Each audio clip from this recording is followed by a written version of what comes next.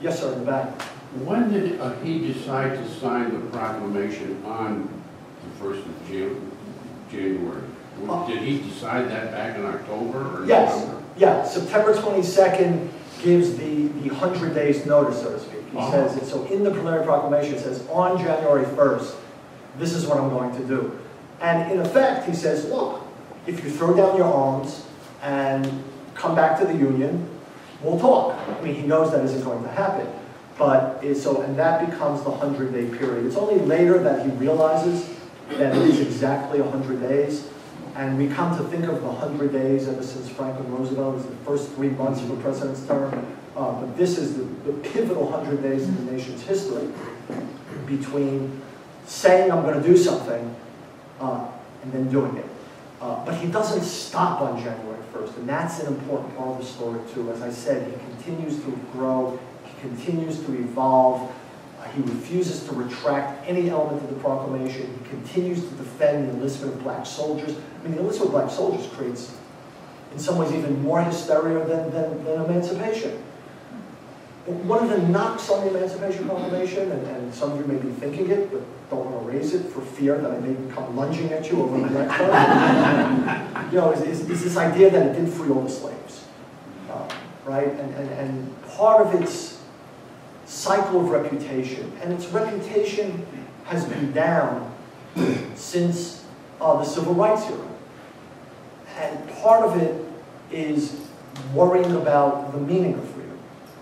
It is true that it did not free all the slaves. It couldn't, as we said, free the slaves in the 4 border states, and he has to make exemptions. The exemptions, if you read through the document, counties in Louisiana, the counties that become West Virginia, are exempted because the Union is in military control of those areas. So he has to exempt them in order for it to have any kind of logic or rationale. In fact, later, Chase writes to Lincoln and says, why don't we lift the exemptions? And Lincoln writes him a long letter. He says, the original proclamation has no constitutional or legal justification except as a military measure. If you lift the exemptions, must I not do so without the argument of military necessity? And in clinical, legalistic fashion, he goes on to ask 10 rhetorical questions of Chase. Right? Makes his argument by asking these questions. Chase doesn't respond. So that's why there are exemptions. But of the 4 million slaves in America, the Emancipation Proclamation frees approximately 3.1, 3.2 million. It gives them their freedom, and of course, even those to whom it did not technically give their freedom, it sent the message, freedom is coming. The question of the meaning of freedom, that becomes the contested question, both for the period of Reconstruction, as well as in the Civil Rights era, as well as in many ways in our own time. But that perhaps is a different story for a different day. Could you elaborate on why he waited until after victory at Antietam before issuing the proclamation? Yeah, as I alluded to, it was just the belief that they didn't want it to be seen as a desperate measure. They didn't want it to be seen, it was always Seward's suggestion, I think it was the right suggestion, that the war had not been going well. In July, McClellan, the Peninsula Campaign was a catastrophe.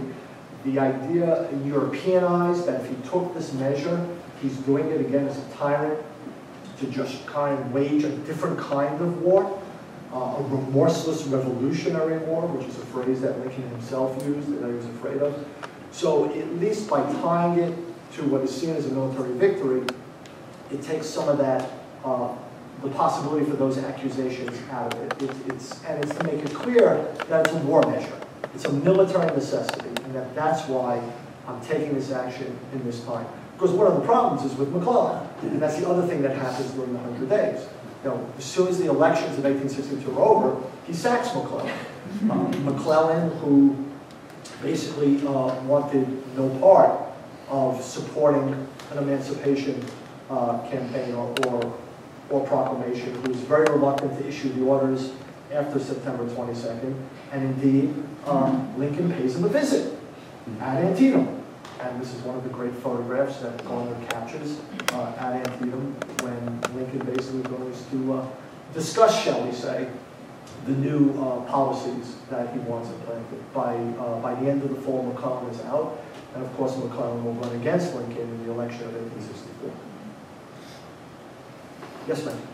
So what happened on January 2nd then? What was the immediate impact? And were slaves pouring off the plantations into the city? I think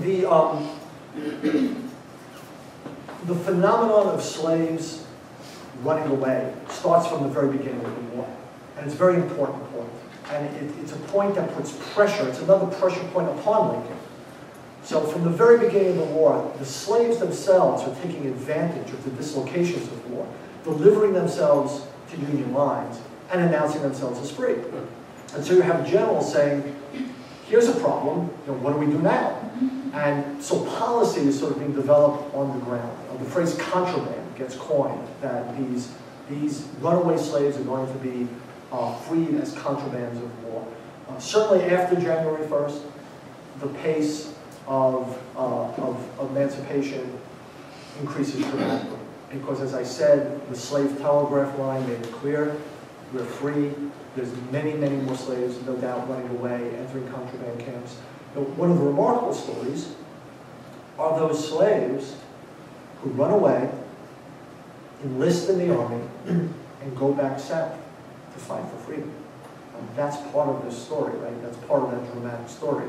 So all of this is connected, but it's connected to the Emancipation Proclamation. Part of what's happened over the last 30, 40, 50 years is for a variety of reasons.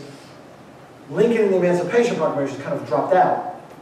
These other stories have gained currency. These other stories are not wrong. The importance of the actions taken by the enslaved themselves, but they cannot be fully appreciated or understood without linking them to the Emancipation Proclamation. It's a good question. Thank you.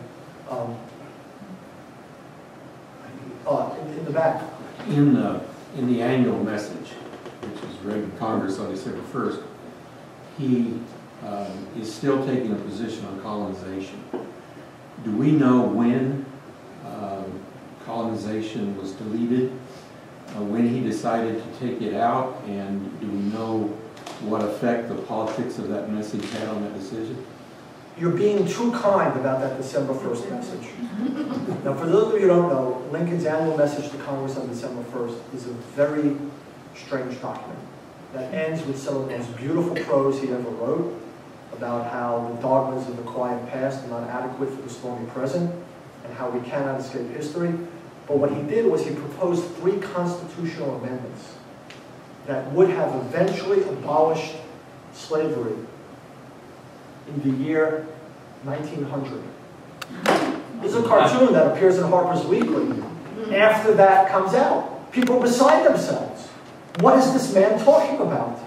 Frederick Douglass literally writes a letter in which he says the man is demented. That's the word that he uses. Now, it's a difficult moment to read.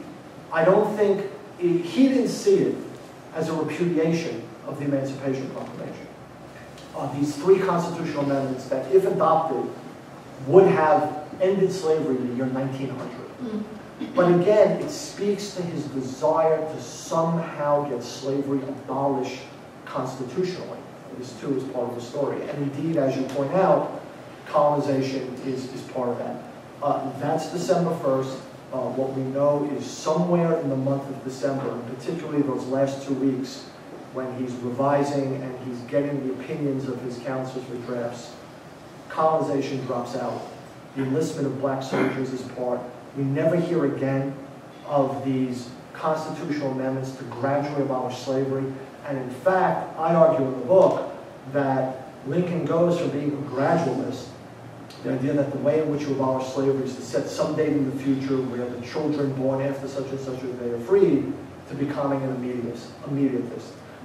He may privately still hold some feelings for colonization, but the point is publicly, he does not support the doctrine again.